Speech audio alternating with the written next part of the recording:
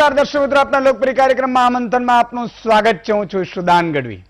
સરકારે ચોમાસુ સત્રમાં ખેડૂતલક્ષી 3 બિલ રજૂ કર્યા છે, જેનાથી વેપારી માર્કેટ બહાર પણ ખેડૂતોનો પાક ખરીદી શકશે. ખેડૂતો પાસે ખુલ્લા બજારમાં ક્યાંય પણ માલ વેચવાનો હક રહેશે. ન્યૂનતમ મૂલ્ય જળવાઈ રહેશે અને ખેડૂત કોઈ પણ બજારમાં જઈને પોતાનો પાક વેચી શકશે. સરકારે પસાર કરેલા બિલ મુદ્દે સરકારે પોતાનો પક્ષ રાખ્યો છે અને બિલ ખેડૂતોના હિત માટે હોવાનું કહ્યું છે. તો બીજી તરફ બિલને લઈને વિવાદ ઊભો થયો છે. એવા સવાલો થઈ રહ્યા છે કે આ બિલથી માર્કેટિંગ વ્યવસ્થા ખતમ થઈ જશે, કૃષિ ક્ષેત્ર પર ખાનગી કંપનીઓનો કબજો થશે, ટેકાના ભાવની વ્યવસ્થા ખોરંભાશે, કોન્ટ્રાક્ટ ફાર્મિંગની વ્યવસ્થા આવી જશે અને લાંબા ગાળે આ બિલ ખેડૂતોને પાયમાલ કરનારું સાબિત થશે એવા આક્ષેપ છે. આખરે નવા બિલથી ખેડૂતોને શું ફાયદો છે, શું નુકસાન છે, આ સહિતની ચર્ચા કરીશું મહામંથનમાં મારી સાથે.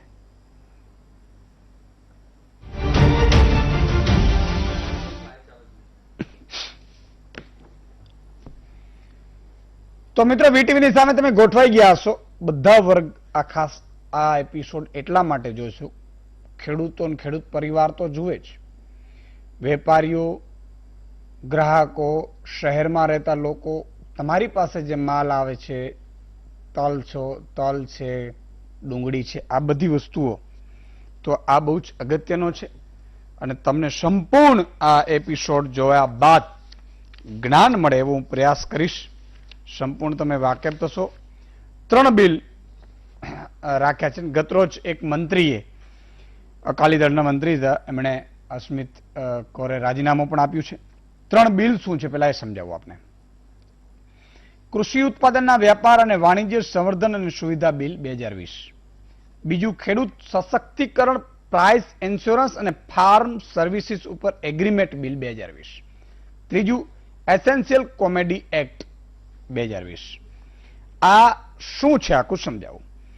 કૃષિ ઉત્પાદનના વ્યાપાર અને વાણિજ્ય સંવર્ધન બિલમાં ખેડૂતોને ઉત્પાદનના ખરીદ વેચાણ ઉપર મળશે આઝાદી. પહેલા ફક્ત એપીએમસી અને રજિસ્ટર્ડ લાયસન્સ ધારકોને જ વેચી શકાતું હતું ઉત્પાદન. હવે ઉત્પાદનનું ખરીદ વેચાણ ખાનગી કંપનીઓ પણ થઈ શકશે. રાજ્યમાં અંદરોઅંદર અને રાજ્યની બહાર પણ પાકનું વેચાણ ખેડૂતો ડાયરેક્ટ કરી શકશે. કૃષિ ઉત્પાદનના ખરીદ વેચાણ અવરોધો દૂર થયાનો દાવો છે અને માર્કેટ બહાર પણ ખરીદ વેચાણ શક્ય બનશે. આમાં જે વિરોધ થઈ રહ્યો છે આ બિલમાં, એમાં ખેડૂતોને ઈ ટ્રેડિંગની ફેસિલિટી આપવામાં આવશે. ખેડૂતો અને વિપક્ષ આ મુદ્દે વિરોધ કર્યા છે કે એપીએમસી પાંગડું થઈ જશે, એમ કે એપીએમસીમાં કોઈ વેચવા નહીં આવે તો એપીએમસી નું શું થશે. એપીએમસી દ્વારા ખેડૂતોને મળતા તમામ લાભો સમાપ્ત થશે એવો આક્ષેપ છે. પણ પ્રધાનમંત્રીએ એવી ખાતરી આપી છે કે જે મિનિમમ પ્રાઇસ એટલે કે ટેકાના ભાવ છે એપીએમસીમાં, એ બહાર પણ એટલા ને એટલા જળવાશે. બીજું બિલ છે ખેડૂત સશક્તિકરણમાં ખેડૂત ઉત્પાદનના ખરીદ વેચાણના એગ્રીમેન્ટ કરી શકશે. હવે આ શું છે સમજાવું. બહુ જ સાદી ભાષામાં તમને સમજાવવાનો પ્રયાસ કરીશ કે માની લો કે આપણે 200 વીઘા જમીન છે, તો 200 વીઘા જમીનમાં આપણે કોન્ટ્રાક્ટ ઉપર, ટૂંકમાં કોઈ કંપની છે એમ વિચાર કરે કે ઈસુદાનભાઈ તમારી 200 વીઘા જમીનમાં અથવા તો 5-10 ખેડૂતો અથવા તો 5 ખેડૂતો, ખાલી ટૂંકમાં તમને સમજાવવાની કોશિશ કરું છું કે માન લો એક દાખલો આપું છું કે 200 વીઘા જમીનમાં કોન્ટ્રાક્ટ કરશે કે આપણે બટાકા વાવવા છે, બટાકાના આ ભાવ રહેશે તમને, અને તમને જોઈતું ખેડાણ, બિયારણ, આ તે બધું ઈ કંપની છે એ પોતે રોકાણ કરશે. ખાનગી કંપની એ 200 વીઘામાં બટાકા વાવે કે પછી કાકડી વાવે કે પછી મગફળી વાવે કે પછી કપાસ વાવે કે પછી મૂસળી વાવે. મને લાગે છે આ જો આના પ્રાવધાન કોન્ટ્રાક્ટ ગુજરાતીમાં રાખે અથવા તો પ્રાદેશિક ભાષામાં રાખે ને એવું બધું રાખીને વ્યવસ્થિત સરકાર કરે તો મને લાગે છે આ બહુ મોટો ફાયદાકારક થશે. કારણ કે આપણે ખેતીને સુધારી નથી શકતા. સુજલામ સુફલામ યોજના કરે તો 5 ટ્રેક્ટર માટીના આપે, એ રૂપિયાથી આપે, બાકી થાય નહીં. બિયારણમાં પ્રોબ્લેમ થાય. એટલે આ એક છે, પહેલેથી ભાવ નક્કી થશે. માન લો કે ભાઈ મગફળી છે તો હું મગફળી વાવું, પણ મગફળીના મારા ભાવ છે એ 1070 કે એવી રીતે નક્કી પહેલેથી કરી શકશે. કપાસ છે, મગફળી છે, બાગાયતી પાકો છે, કેરી છે, આ છે, બધું એ બધું. ખેડૂત પ્રોસેસર અને હોલસેલ સાથે એગ્રીમેન્ટ કરી શકશે. પ્રોસેસર સાથે પણ ખેડૂત એગ્રીમેન્ટ કરી શકશે, હોલસેલ સાથે પણ.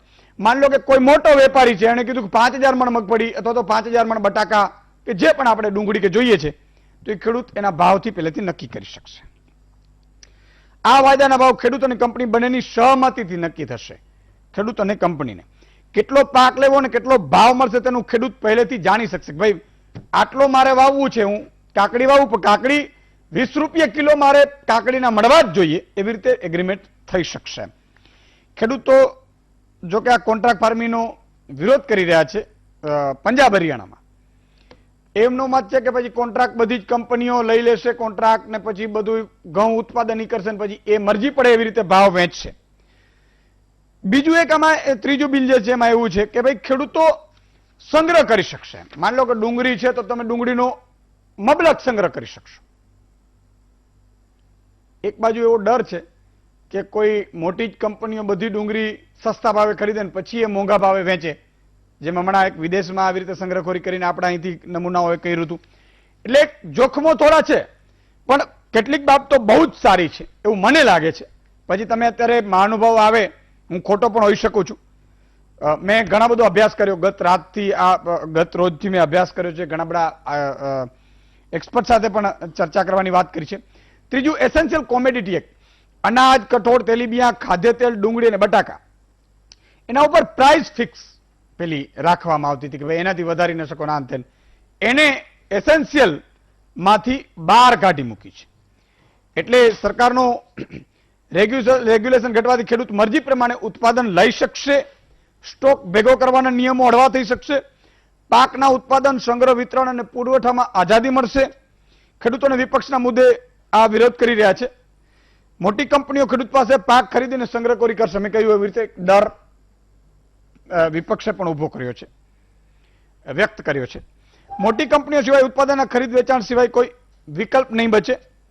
ખેડૂતો પાસે ઉત્પાદન સસ્તામાં ખરીદીને ગ્રાહકો પાસેથી નફો લૂંટવામાં આવશે, એવી પણ એક વાત છે. આ 3 બિલો બહુ સાદી ભાષામાં સમજાવવાની કોશિશ કરી. હજી એમાંથી જો આગળ આવું તો ખેડૂતો બધે વેચી શકશે, એપીએમસી બહાર પણ વેચી શકશે. ઘણા લોકો એમને વેચે છે, એની ઓનલાઈન કઈ રીતે સિસ્ટમ હશે એ બધી મને અત્યારે હજી આપણે આ બિલમાં છે એટલે સરકાર ઇમ્પ્લિમેન્ટ કરે પછી ખબર પડે. માની લો કોઈ એપ્લિકેશન હોય એમાં ખેડૂતો એમ લખે કે મારે 500 મણ મગફળી આ છે, એવી રીતે હોય કે 200 મણ કે, અથવા તો કંપનીઓનો લિસ્ટ હોય, કંપનીઓ એગ્રીમેન્ટ કરે કે 20,000 એકરમાં આ વાવીશું, 20,000 એકરમાં ને જે જરૂરિયાત પ્રમાણે વાવે. એમ અત્યારે આપણે શું થાય છે કે માની લો કે કપાસ ને મગફળી, તો કપાસ મગફળીનો જ વાવેતર થાય, મૂસળી ખબર જ નથી. મૂસળી છે, બાગાયતી પાકો છે, તમે આયુર્વેદિક એવી ઔષધિઓ ઉત્પાદન કરી શકો. માની લો કે જમીન છે તો સોઇલ હેલ્થ કાર્ડથી આ કંપનીઓ ચેક કરે કે આ કંપની એને રિસર્ચ હોય પાછા સાથે કંપનીઓને. આપણે તો ખેડૂતો આપણે પરંપરાગત પેઢી પ્રમાણે કરતા હોઈએ. તો આ બધા લાભો પણ કેટલાક છે એવું મને લાગે છે. 2-4 દરો મેં કીધા એ પણ છે કે ભાઈ બધું માલ મોટી કંપનીઓ રાખી લે અને પછી ઈ જ ઘઉં ને ડુંગળી વેચવાના હોય તો આપણા જેવા મરી જાય. પછી એ માની લો કે ભાવમાં ગડબડ કરી અથવા તો પૂરતા ન આપ્યા તો પ્રાંત અધિકારીને સત્તા આપવામાં આવી છે. પરંતુ એમાં ખેડૂત લક્ષી નિર્ણયોમાં સરકાર વચ્ચે રહે એ બહુ જરૂરી છે, નહીં તો પ્રોબ્લેમ થશે એવી મને પૂરેપૂરી એક આશંકા પણ વ્યક્ત કરી છે. પણ ઓલ ઓવર મને એવું લાગે છે કે કેટલાક અંશે લાભકારક છે, કારણ કે આપણી ઉપર બહુ બધું થોપી દીધું હતું, તમે આટલી પેલું સંગ્રહ ન કરી શકો, આ ન કરી શકો, તમે અહીંયા વેચી ન શકો. બીજું કે તમે પણ ખેડૂતોને મારી અપીલ છે કે તમે ગામનો માણસ આવતો હોય આપણી પાસે, એમ આ મગફળી જોઈને ખરીદી લેતો, કપાસ જોઈને ખરીદી લેતો, પણ તમે કેમ શોધતા નથી? તમે ડાયરેક્ટ શોધો. એ 2 રૂપિયા 5 રૂપિયા કમિશન થોપે, પછી એના ઉપર હોય થોપે, પછી એના ઉપર થોપે, 20 રૂપિયા એમ જ કમિશન થઈ જાય. એટલે એક એવી વ્યવસ્થા ઊભી થવી જોઈએ કે જે ખેડૂતોને ખબર પડે કે ભાઈ ધોરાજીમાં આ મિલવાળો ખરીદે છે તો એ મિલમાં જ કોન્ટેક્ટ કરવાનો, જુનાગઢમાં આ ખરીદે છે, કપરાડામાં આ ખરીદે છે, સુરતમાં આ છે, આવી રીતે. આમાં મને લાગે છે કે ડેરી ઉદ્યોગને એના બધાને જોડત તો બહુ સારું રહે. પણ આ 3 બિલો છે એનો ખૂબ વિરોધ પણ થઈ રહ્યો છે. એવી પણ વાત છે કે મોટી કંપનીઓના હાથમાં બધી જમીનો કોન્ટ્રાક્ટ ફાર્મિંગમાં વહી જાય. જો કે વિદેશોમાં આવી રીતે થાય છે, અમેરિકામાં આવું વર્ષો પહેલા આવ્યું હતું પણ એ ફેલ ગયું છે, એવી પણ એક વાત છે. આ તમામ મુદ્દા ઉપર ચર્ચા કરવા માટે આપણી સાથે 5 મહાનુભાવો જોડાયા છે. અત્યારે 3 જ જોડાયા છે. મનહર પટેલ કોંગ્રેસના નેતા છે, સાગરભાઈ રબારી ખેડૂત આગેવાન છે, ખેડૂત એકતા મંચના છે, અને ત્રીજા એમબી ધોરાજીયા જોડાયા છે, પૂર્વ ખેતી અધિકારી. શરૂઆત સાગરભાઈ આપનાથી કરી. હિતેન્દ્રભાઈ પટેલ ભાજપના નેતા અને મનસ્વી થાપર થોડી ક્ષણોમાં આપણી સાથે જોડાશે. સાગરભાઈ, આને બિલોને કઈ રીતે જોઈ રહ્યા છો? ખેડૂતોને ફાયદો, નુકસાન, કયા અંશે કયા નહીં? અચાનક આવી પડેલો વિષય નથી. જૂન મહિનામાં જ આ 3 વટહુકમો આવ્યા હતા. અત્યારે તો એ લોકસભામાં જે પ્રક્રિયાના ભાગરૂપે પસાર કરવા પડે એના માટે મુકાયા છે. એટલે જે કંઈ અમલમાં આવવાનું હતું એ જૂન મહિનામાં આવી ગયું હતું. એપીએમસી એક્ટમાં મને કહેતા આનંદ થાય છે કે એની શરૂઆત અહીંયા મહામંથનથી થઈ હતી કે આમાં સુધારાની જરૂર છે, અને એ ગુજરાતમાં સુધારો લાગુ થયો ને એ પછી રાષ્ટ્રીય કક્ષાએ પણ લગભગ એ જ સુધારો વટહુકમ રૂપે આવ્યો ને હવે પાર્લામેન્ટમાં એ પસાર થઈ રહ્યો છે. એમાં જે ખેડૂતને બહાર વેચવાની અથવા બહારથી કોઈને પણ આવીને ખરીદવાનો અધિકાર આપ્યો છે, તો મેં એ વખતે પણ કહ્યું હતું ને આજે પણ કહું છું કે જ્યારે એપીએમસી એક્ટ બન્યો ત્યારે એ સમયની જરૂરિયાત હતી. એ ખોટો છે એવું મેં ક્યારેય નથી કીધું. આજે હવે સમય, સંસાધનો, ટેકનોલોજી, ખેડૂતનું શિક્ષણ આ બધું વધ્યું છે ત્યારે એમાં સુધારાની આવશ્યકતા હતી. બીજો છે એસેન્શિયલ કોમોડિટી એક્ટ અથવા આવશ્યક ચીજવસ્તુ ધારો. એ જ્યારે બન્યો ત્યારે પણ એ સમયની માંગ હતી, કારણ કે જ્યારે આપણે આઝાદ થયા ત્યારે પાછળ આપણને બંગાળના દુષ્કાળની બહુ દર્દનાક યાદો હતી કે ઈસ્ટ ઇન્ડિયા કંપનીના ગોડાઉનો અનાજથી ભરેલા પડ્યા હતા અને લાખો લોકો ભૂખથી મર્યા હતા. એટલે એ પડેલું હતું એને આધારે, અને એ વખતે આપણી પાસે જરૂરી ઉત્પાદન પણ નહોતું, આપણે વિદેશથી આયાત કરવું પડતું હતું ઉત્પાદન. એટલે એ વખતે આવશ્યક હતું.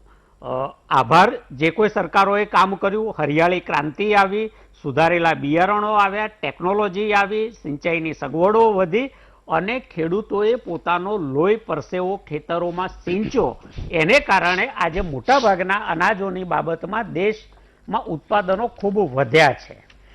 હવે એ જે એસેન્શિયલ કોમોડિટીઝ એક્ટ એ વખતે હતો એ સમયની માંગ હતી. આજે એમાં સુધારો કરવો એ પણ હું માનું છું કે સમયની માંગ છે, કે બદલાયેલા સમયની સાથે જો બેસ્ટ વે એ છે કે હું પોતે પદ્ધતિમાં ગાંધીયન ટ્રસ્ટીશીપમાં માનું છું કે તમે સંપત્તિના ટ્રસ્ટી છો, માલિક નથી, અને સમાજના હિતમાં વપરાવી જોઈએ. પણ જે રીતે બાકીની આખી ઇકોનોમી તમે ખોલી દીધી છે અને પછી માત્ર ખેતીને બંધિયાર અવસ્થામાં રાખો, બિલકુલ, તો ખેતી ન ટકી શકે. એટલે જો તમે શ્રેષ્ઠ વિકલ્પ નથી અપનાવી શકતા તો જે વાસ્તવિકતા છે એમાં શું સારું આપી શકો છો એ દિશામાં સરકારોએ જવું જોઈએ. એસેન્શિયલ કોમોડિટી એક્ટમાં સંગ્રહખોરી વધશે, કાળાબજારી થશે, આ બધી શક્યતાઓ જે અત્યારે ડર છે, તો એની સામે એટલે મેં જે વાંચ્યો છે એક્ટ, એમાં સરકારે પોતાની પાસે એ અધિકાર રાખ્યો છે કે દુષ્કાળના વખતે, યુદ્ધના વખતે એટલે જાહેરનામું બહાર પાડીને સરકાર એ બધું નિયંત્રિત કરી શકશે. આજે જે આપણે અહીંયા ભાવો ઓછા મળે છે એમાં એક મહત્વનું કારણ ઈસુદાનભાઈ એ પણ છે કે આપણા જે સતત બદલાતા રહેતા નિર્ણયોને કારણે અહીંના વેપારીઓ વિદેશ સાથે લાંબા ગાળાનો કરાર કરી શકતા નથી. એટલે એ પોતાનો માલ લાંબો સમય સુધી બહાર સપ્લાય કરવાનો કરાર ન કરી શકે તો સ્વાભાવિક અહીંયા ખરીદી પણ ન કરી શકે, એટલે ભાવો દબાયેલા રહે છે. તો આ પ્રકારના જે નીતિગત નિર્ણયો છે એમાં સમય પ્રમાણે પરિવર્તન થવા જોઈએ તો જ વધે. હા, એ હું માનું છું. બિલકુલ. અને ખેડૂત એટલે ત્રીજો જે કાયદો છે કોન્ટ્રાક્ટ ફાર્મિંગ એક્ટ. જો કોન્ટ્રાક્ટ અત્યારે પણ કોન્ટ્રાક્ટ ફાર્મિંગ થાય છે, નથી થતું એવું કોઈ આપણે ભાગીયાને આપીએ એટલે એટલો પૂરતું રહે. એ આપણે છે ને સાથે આપતા હતા વર્ષનો, મને બસ આટલા આપી દેવાના, તારું પાકે ના પાકે તું જાણે. અને બીજી સિસ્ટમ આપણા ત્યાં ભાગિયાની હતી, ભાગે આપવાનું, કે જે પાકે એનો આટલો ભાગ મને તારે આપી દેવાનો, બાકીનું બધું તારું. એ પ્રમાણે ભાગોની પણ વિવિધ પદ્ધતિઓ હતી.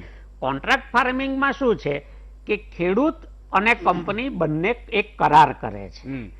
ખેડૂતને બિયારણ અને બીજી શું શું સગવડો કંપની આપશે એ પણ એમાં લખેલું હોય છે. એનું જે ઉત્પાદન પાકે એ કંપની એ દિવસે શું ભાવે ખરીદશે એ પણ એ આગોતરી બાંયધરી એમાં લેખિતમાં આપે છે કે ભાઈ 30 રૂપિયા કિલોના ભાવે ખરીદીશ, પછી એ દિવસે બજાર ભાવ ધારો કે 20 રૂપિયા પણ હશે તો પણ કંપની 30 આપશે, અને 35 કે 40 રૂપિયા હશે તો પણ કંપની 30 આપશે. એટલે ખેડૂત માટે એક જે એમાં સારી વસ્તુ એ છે કે એને બજારની ચિંતા નથી કરવાની કે ભાવ શું રહેશે, બિલકુલ એનું ઉત્પાદન આ ભાવે વેચાવાનું છે એ બાબતે એ આશ્વસ્ત છે. એટલે એનું એકમાત્ર ધ્યાન રહેશે કે હું વધુમાં વધુ ઉત્પાદન કેવી રીતે મેળવી શકું તો મને વધારે આવક થશે. આમાં જ્યારે કરાર ભંગ થાય કોઈ પણ પક્ષે ત્યારે પ્રશ્નો ઊભા થતા હોય છે, પણ એના મિકેનિઝમ તો એની વ્યવસ્થાઓ આપણે ગોઠવવી પડે, બિલકુલ કાયદામાં પણ ગોઠવેલી છે. એની સાથે હું બીજા 2 એક્ટની એટલે એક દાખલો આપી દેવા માંગુ છું સુદાનભાઈ. જો ફાર્મર્સ પ્રોડ્યુસર્સ કંપની એક્ટ આવ્યો અને ગઈકાલનો તાજો દાખલો છે. ડુંગળીના ભાવો જ્યારે નીચા હતા ત્યારે ખેડૂતોએ પોતે બનાવેલી કંપનીઓ મહારાષ્ટ્રની, એનું ફેડરેશન છે મહા એફપીસી, અને એણે ખેડૂતો પાસેથી ડુંગળી એના સભ્યો પાસેથી ખરીદી લીધી. હવે ડુંગળીના ભાવો એકદમ વધી ગયા તો ગઈકાલે એણે 40,000 ટન ડુંગળી પુના અને મુંબઈના બજારમાં વેચી. તો એનો જે નફો આવ્યો એ ક્યાં જવાનો? તો એના સભ્ય ખેડૂતોને એ વખતે બજાર ભાવ મળ્યો હતો, અત્યારે એમાંથી વ્યવસ્થા ખર્ચ બાદ કરીને નફામાં પણ ખેડૂતને ભાગ મળવાનો. એટલે આ દાખલો હું એટલા માટે આપું છું કે આવી બાબતોમાં મહારાષ્ટ્રના ખેડૂતો ઘણા આગળ છે આપણા કરતા. ગુજરાતના ખેડૂતોને વીટીવીના માધ્યમથી હું અપીલ કરું છું એ કે સંરક્ષણ જોઈશે, કારણ કે હજી એટલા સશક્ત નથી થયા કે એકદમ ખુલીને હરીફાઈ કરી શકીએ, પણ સશક્ત થવાનો જો પ્રયત્ન જ નહીં કરીએ, બાળક પડે તો પણ ચાલતા શીખવું પડે. બિલકુલ. જો એ પડવાની બીક રાખશે તો ચાલતા ક્યારે શીખશે? એટલે ગુજરાતનો ખેડૂત પણ આધુનિક ટેકનોલોજી, વૈજ્ઞાનિક પદ્ધતિ અને જે બદલાતી બજાર વ્યવસ્થા છે એની સાથે કદમ મિલાવવા માટે, સક્ષમ થવા માટે પોતે પગભર થાય એ દિશામાં આગળ વધવું જોઈએ. એનો અર્થ ટૂંકમાં એ થયું તમારી જે વાત ઉપરથી લાગે છે કે આ ત્રણેય બિલો જે આપણું સપનું છે કે ખેડૂતોને પૂરતા ભાવ મળે એની ચિંતા ના હોવી જોઈએ. જેમ ઉદ્યોગોમાં આપણે આ શર્ટ બનાવે તો એ પેલા નક્કી કરે કે ભાઈ આ શર્ટ છે એ 900 રૂપિયામાં મને પડે છે, હું 1100માં વેચીશ. એટલે જો આમાં હજી બાળક આ છે, કૃષિ છે, હજી આપણી બાળક છે. આ સમજો કે નવી સિસ્ટમ આવશે એટલે સરકારે 4-5 વર્ષ સુધી ખૂબ ભોગ આપવું પડશે. એ બાબતે બહુ ક્લિયર છે.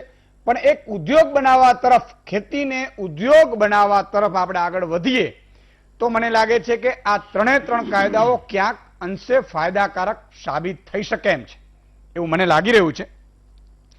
પણ થોડા મેં કહ્યું એમ કે ડર, હવે ડર તો આમે રહે છે. ભાઈ અત્યારે 40 વીઘા જમીનમાં એને સુધારવાની આપણી પાસે નથી, બિયારણ આપણે વ્યવસ્થિત નથી કરી શકતા, ભાવ આપણે હાથમાં નથી, તો ક્યાંક અંશે મને લાગે છે કે બધા વેપારીઓ દેશ વિદેશના અહીંયા આવે, ખરીદે માલ માર્કેટમાંથી અને ઓનલાઈન ખરીદે, તો મને લાગે છે કે ડિમાન્ડ કરશે આપણી પાસે. જેમ જમીનોના ભાવ હોય ત્યાં કંપની આવે એટલે ઘણા ખેડૂતો ખુશ થાય કે કંપનીમાં. હજી હું એનો વિરોધી છું. જમીન વેચવાની નહીં, જમીન તમારે ભાગિયા તરીકે આપવાની. માન લો કે XYZ કંપની આવી, હવે એ કંપની અહીંયા નાખે છે ને આપણી જમીન રૂપિયા 50 લાખ વીઘો કે 1 કરોડ આપે તો આપણે લોસમાં છીએ. એ કંપનીએ શું કરવું જોઈએ? એ કંપનીએ લીઝ ઉપર 50 વર્ષ માટે 100 વર્ષ માટે લઈ લો, વાંધો નહીં, અમારા એક વ્યક્તિને તમે નોકરી આપો, એવો કાયદો લાવવાની જરૂર છે. અને બીજું કે પ્રોફિટના 5% 3% શેર કરો, એટલે અમને મહિને, હવે ટાટા કંપનીઓ કે રિલાયન્સ કંપની 5000 કરોડ કમાય તો મારા ખાવડીના ખેડૂતો એ 500 કરોડ રૂપિયા દર વર્ષે કમાતા હોતા ત્યારે તો એ રાજા હોત. એ થોડા ટાઈમે બન્યા ત્યારે સ્કોર્પિયો નવા આવ્યા, ફેરવી લીધા, ઠન ગોપાલ. એટલે આમાં પણ સુધારો કરવાની જરૂર છે. પણ આમાં મને લાગે છે કે ક્યાંક સારું છે. ધોરાજી સર, તમારી પાસે આવવા માંગુ છું, કઈ રીતે જુઓ છો આને?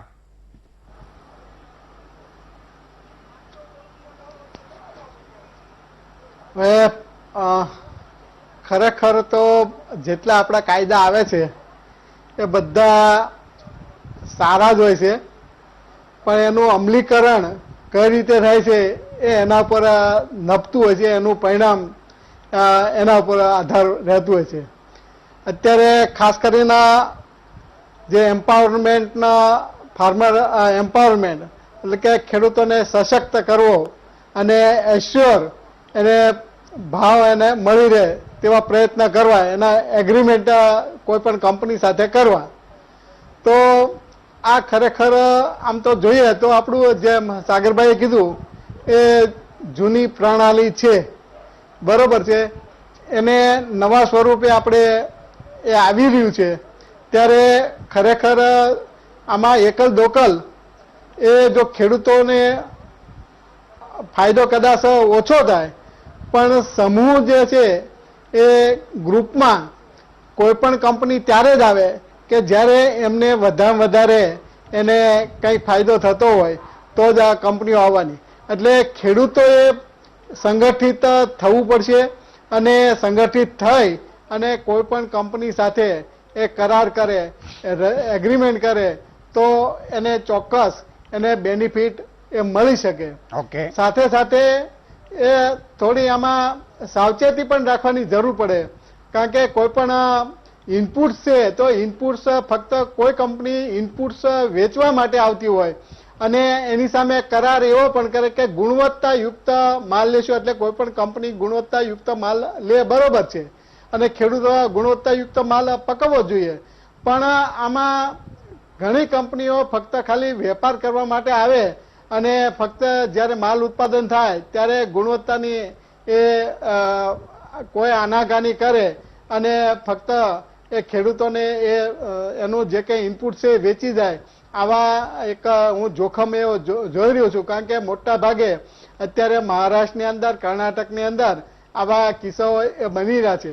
એટલે નો ડાઉટ કે આપણે જો ખેડૂતો જો જાગૃત થશે તો ખરેખર આ ફાયદો મેળવી શકશે. કારણ કે આમાં એક જ છે કે કંપની સાથે કરાર કરે છે કે આટલા ભાવે એ લેશે, એટલે ભાવ પહેલેથી નક્કી થાય છે. તો ખેડૂતો પોતે પણ કાળજી રાખશે, કારણ કે એને ઓછામાં ઓછી કિંમતે એ ઉત્પાદન થાય, ઉત્પાદન ખર્ચો ઓછો આવે અને વધારે નફો મળે. એટલે એવા પ્રયત્ન આમાં ખેડૂતો એ ખરેખર એ કરતો થશે કે જેથી કરી અને વધારે વધારે નફો એ થઈ શકે. એટલે આ એક સારો પ્રયત્ન છે. અને એમાં ખાસ કરીને જે મૂલ્યવર્ધન છે એ પણ આમાં વધારે ફાયદો મળી શકે. જેમાં બિલકુલ આ ડુંગળી ઉત્પાદક સંઘ છે, તો ડુંગળી ઉત્પાદક સંઘ અત્યારે ખાસ કરીને ભાવનગરમાં છે, તો એને ખરેખર સક્રિય થઈ અને જો આવા પ્રયત્ન કરે તો એ પણ એ કરી શકે છે. હિતેન્દ્રભાઈ ભાજપના નેતા આપણી સાથે જોડાઈ ચૂક્યા છે. ખેડૂતો સંગઠિત બને. હિતેન્દ્રભાઈ, જો અત્યારે પ્રાઇમરી જોઈએ તો મને લાગે છે કે ખેડૂતો માટે આનંદના સમાચાર છે. મેં પહેલા પણ કહ્યું હતું સારું હશે તો અમે બધા સારું કહીએ છીએ ભાઈ, બરાબર. એટલે મને લાગે છે પણ કેટલીક બાબતોમાં થોડું ડર પણ છે. હિતેન્દ્રભાઈ, આ બિલ કઈ રીતે ફાયદાકારક છે અને વિપક્ષના જે આક્ષેપ છે, કેટલાક ખેડૂતો પણ હરિયાણા અને પંજાબમાં અને ખુદ મંત્રીએ પણ રાજીનામું આપ્યું છે આના વિરોધમાં, તો એ ડરનો એમનો આક્ષેપનો જવાબ પણ શું છે હિતેન્દ્રભાઈ?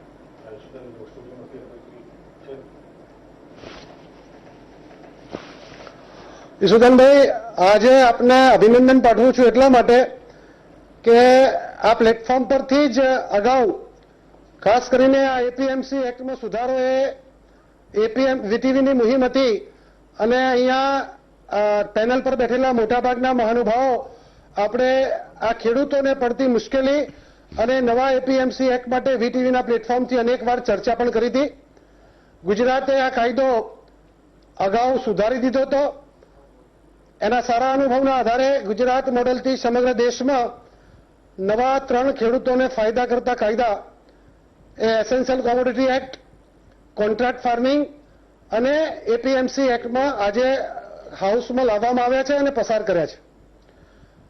હું ખાતરી આપું છું કે કેન્દ્રની સરકારે જે કૃષિ કાયદાઓ અમલમાં મૂકવાનો પ્રયાસ કર્યો છે, ખૂબ વિચારણાની અંતે, ખૂબ ખેડૂત સંગઠનોના માર્ગદર્શનને અંતે, કેટલીક સમિતિઓ, કૃષિ નિષ્ણાતોના માર્ગદર્શનથી અને પાછલા વર્ષોના ખેડૂતોની આવક બમણી કરવા માટે સ્વામીનાથન કમિટીની જે ભલામણ હતો, આ બધાનો નિચોડ કરીને આ 3 કાયદાઓ દેશના ખેડૂતોના હિતમાં મૂકવામાં આવ્યા છે.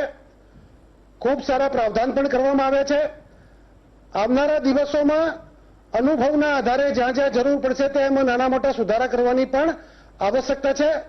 દેશના રાજ્યના ખેડૂતોને આશ્વસ્ત કરું છું કે આ સરકારની ખેડૂતો ખેતમજૂરો માટેની મનસા ક્લિયર છે, શુભ આશયથી કરેલું છે. એવું જ અમલીકરણ કરવામાં આવશે અને તમામ અમલીકરણમાં ખેડૂતોને કેન્દ્ર સ્થાને રાખવામાં આવશે. આ ત્રણેય કાયદાથી શું ફાયદો થઈ શકે અને શું શું ચિંતા છે? મને આજે ખૂબ આનંદ થયો કે ઈશુદાનભાઈએ એમની શરૂઆતની પૂર્વ ભૂમિકામાં આ ત્રણેય બિલોથી જે ફાયદો થવાનો તો એની ડિટેલ માહિતી આપી દીધી છે. વીટીવીના દર્શકોને ઈશુદાન પર વીટીવી ઉપર જે વિશ્વાસ છે, મને લાગે છે કે એમાં મારે ક્યાંય પણ હવે વધારે ડિટેલમાં જવાની આવશ્યકતા નથી લાગતી.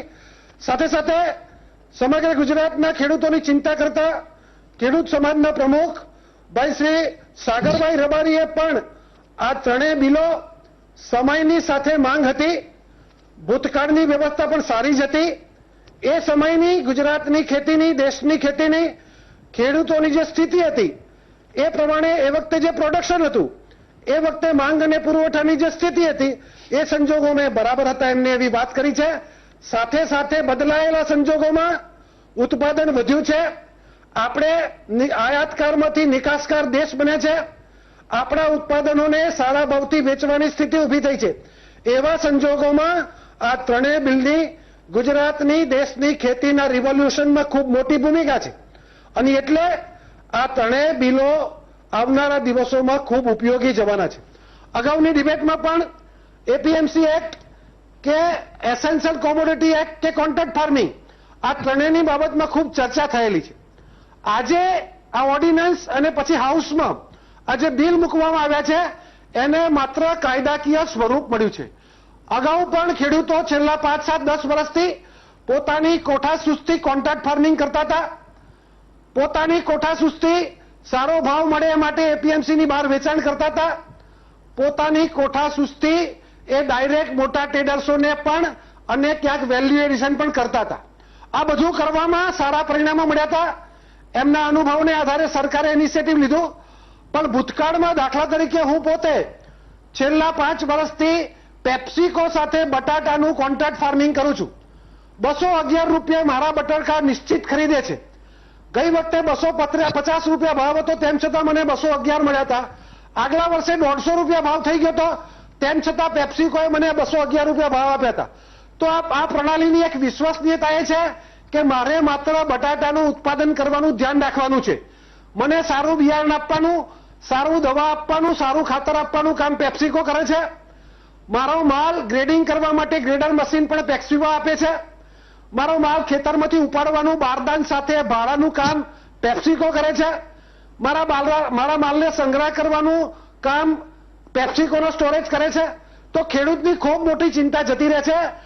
નિશ્ચિત ભાવ એનો રહે છે અને પરિણામે ખેડૂત ઉત્પાદન તરફ લક્ષ આપે છે અને સારું ઉત્પાદન મેળવી શકે છે. એને આર્થિક અને ટેકનિકલ સહયોગ પણ મળે છે. આ જે કોન્ટ્રાક્ટ ફાર્મિંગની વાત હતી. તમે એસેન્શિયલ કોમોડિટી એક્ટ જ્યારે 1955માં બનાવવામાં આવ્યો ત્યારે હમણાં મને સાગરભાઈ વાત કરતા હતા કે પશ્ચિમ બંગાળમાં જે બહુ ભારે ભૂખમરો હતો અને ઈસ્ટ ઇન્ડિયા જેવી કંપનીઓએ સંગ્રહખોરી કરી અને સસ્તા ભાવે મેળવીને મોંઘા ભાવે લોકોને વેચવાનો પ્રયાસ કર્યો ત્યારે એ સમયની માંગ પ્રમાણે જે તે સરકારે બરાબર જ બનાવ્યો હતો.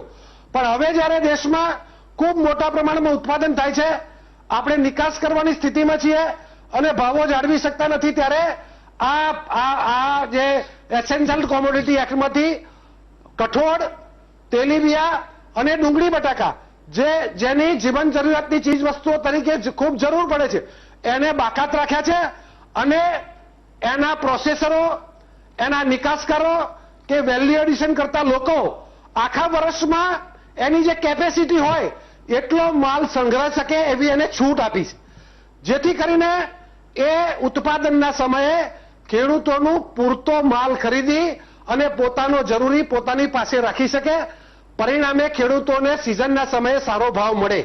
સાથે સાથે આ બિલમાં જે ચિંતા વ્યક્ત કરી છે તો આપ સૌને આશ્વસ્ત કરું છું કે સરકારે એમાં પ્રોવિઝન પણ રાખ્યું છે કે આપદાની સ્થિતિ છે, આપત્તિની સ્થિતિ છે, અતિવૃષ્ટિ, અનાવૃષ્ટિ કે કોઈ દેશમાં ઇમરજન્સી હશે ત્યારે આ યોજનાઓ આ જે પ્રાવધાન છે એ પાછા ખેંચી અને ગ્રાહકોના હિતમાં એ લાગુ કરવાની પણ એમાં વ્યવસ્થા કરી છે.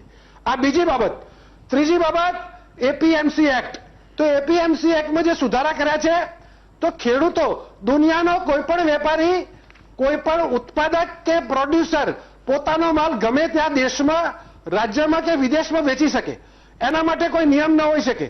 જ્યારે ખેડૂતને આટલા વર્ષો સુધી એક વ્યવસ્થા હતી, એ વખતે જરૂરિયાત પણ હતી, કારણ કે એ વખતે રોડ કનેક્ટિવિટી નહોતી, આખા તાલુકામાં કે આખા જિલ્લામાં આવા માર્કેટ નહોતા, આખા જિલ્લામાં આવા વેપારી નહોતા. એટલે એક ચોક્કસ જગ્યાએ વેપારીઓ બેસે અને ચોક્કસ જગ્યાએ ખેડૂતો વેચવા આવે, એ વ્યવસ્થાની જરૂર હતી. પણ હવે જ્યારે ઇન્ફ્રાસ્ટ્રક્ચરનું ડેવલપમેન્ટ થયું, ટેકનોલોજીનું ડેવલપમેન્ટ થયું, ઇનામ પોર્ટલથી આ દેશની 1000 જેટલી એપીએમસી જોડાઈ છે. ટેલિફોનમાં એક ક્લિકથી ખેડૂત જુનાગઢમાં શું ભાવ છે એ જોઈ શકે છે, પોરબંદરમાં શું ભાવ છે એ જોઈ શકે છે, દિલ્હીમાં શું ભાવ છે એ જોઈ શકે છે. અને પરિણામે એ ખેડૂત પોતાની એપીએમસીમાં પોતાના જ લાયસન્સી વેપારીને વેચતો હતો. ત્યાં લિમિટેડ વેપારી હતા. માલ ધારો કે 1000 ટ્રેક્ટર આવ્યા હોય, 50 વેપારી ઈસુદાનભાઈ હોય તો એની ક્ષમતા 500 ટ્રેક્ટરની હોય તો 500 જ ખરીદે, બાકીનો માલ રજડી પડતો હતો, મફતના ભાવે વેચવો પડતો હતો. એવા સંજોગોમાં આખા રાજ્યના, આખા દેશના વેપારી ગમે તે માર્કેટમાં, ધારો કે જીરું ખરીદવું હોય તો ઊંઝા પહોંચી જાય, એને ઘઉં ખરીદવા હોય તો વિજાપુર પહોંચી જાય, એને શેરડી, એને બટાટા ખરીદવા હોય તો ડીસા પહોંચી જાય.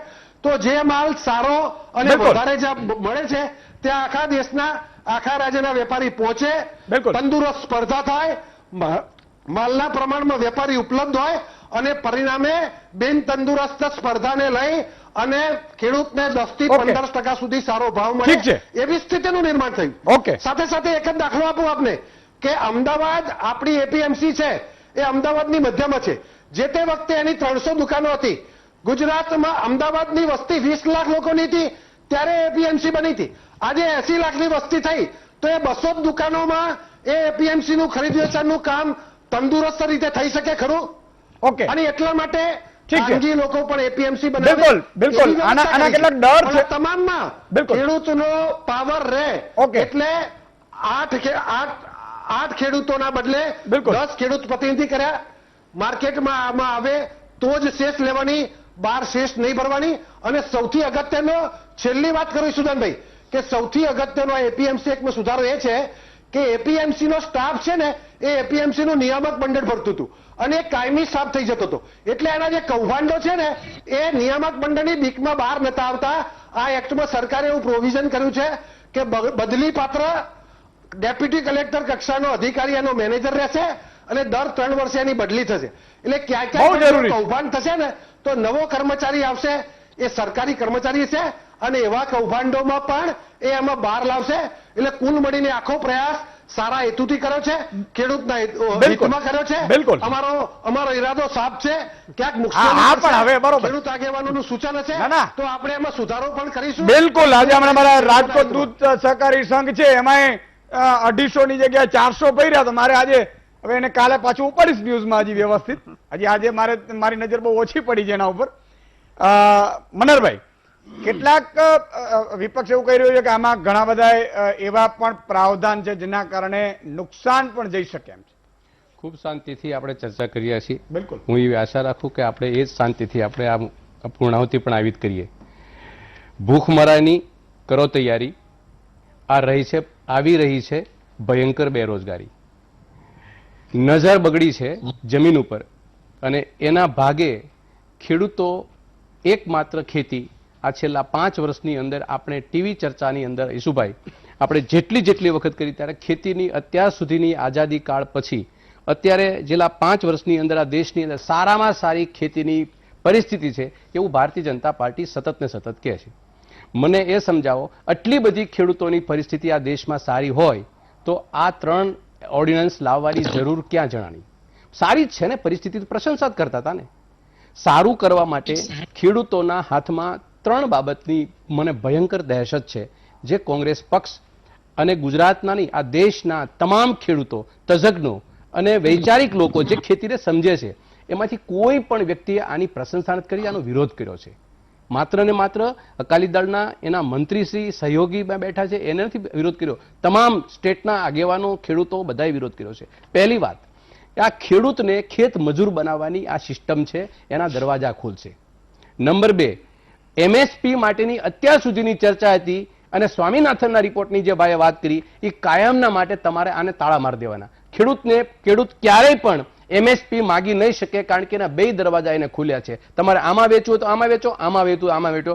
અમે સરકાર આમાંથી હસ્તક્ષેપ બહાર કાઢી દે છે. એટલે એમએસપી ની વાત હવે ક્યારેય પણ ખેડૂત સરકારને નહીં કરી શકે. એક બીજી વાત, જમાખોરીની વાત કરી.